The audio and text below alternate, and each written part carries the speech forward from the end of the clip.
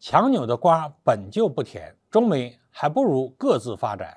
美国人舍利内任，言之灼灼，中国人不吃这一套。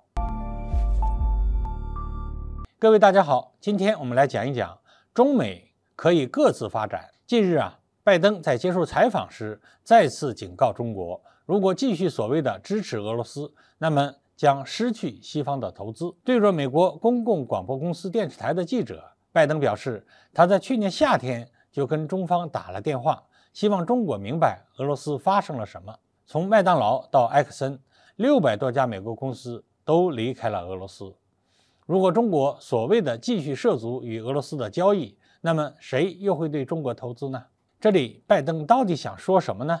我们必须再次强调一下，中国始终奉行独立自主的外交政策，俄乌两国之间有矛盾，并不影响中俄之间以及中乌之间发展双边关系。中俄两国正常的经贸合作和所谓的俄乌之间选边站队毫无关系。此外，中国从来都没有在俄乌冲突中选边站队，这也是联合国安理会5大常任理事国中唯一坚持中立，并且坚持劝和促谈的大国。拜登想要混淆视听，并以此为借口来威胁中国，显然他是打错了算盘。有一点必须承认西方的制裁确实对俄罗斯经济造成了极大的打击，不过这也为俄罗斯调整经济结构创造了机遇。2022年，俄罗斯财政赤字为 GDP 的2%，远远没有西方炒作的那么惨。2022年，俄罗斯贸易顺差2823亿美元，经常账户盈余为2274亿美元。受国际能源价格上涨的影响，俄罗斯外贸不但不亏钱，还大把赚钱。600多家美国公司离开了俄罗斯，俄罗斯不是依旧在活蹦乱跳吗？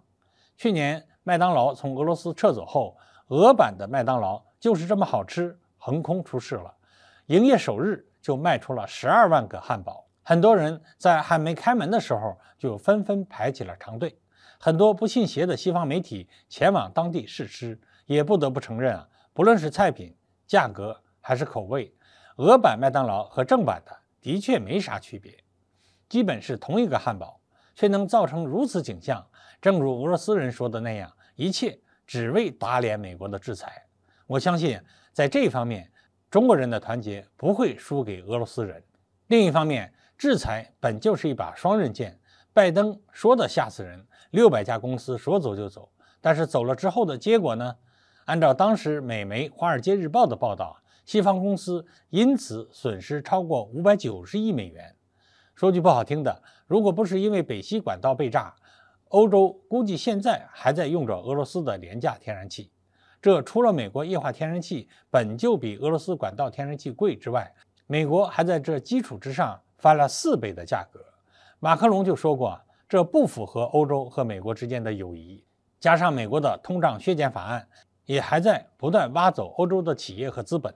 如果西方国家继续跟随美国撤走对中国的投资，那么欧洲其实无异于是在自断手脚，更可能是要面对3个对手，那就是俄罗斯、美国和中国。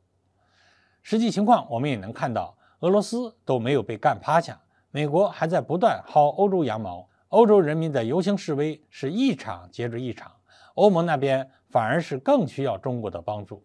这从去年德国总理舒尔茨顶着西方和美国的压力访华就可以看出。舒尔茨访华结束后带动的是法国总统马克龙也计划在今年4月份访华。所以对于拜登的恐吓，我们真的不必过分担心。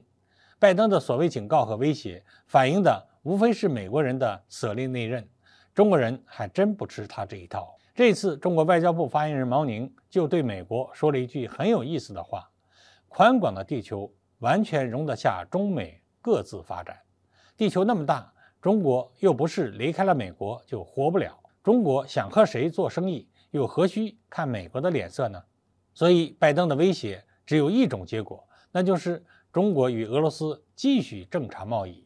至于美国，爱干嘛就去干嘛吧。好，我们今天就聊到这里，欢迎大家留言评论，我们下期再见。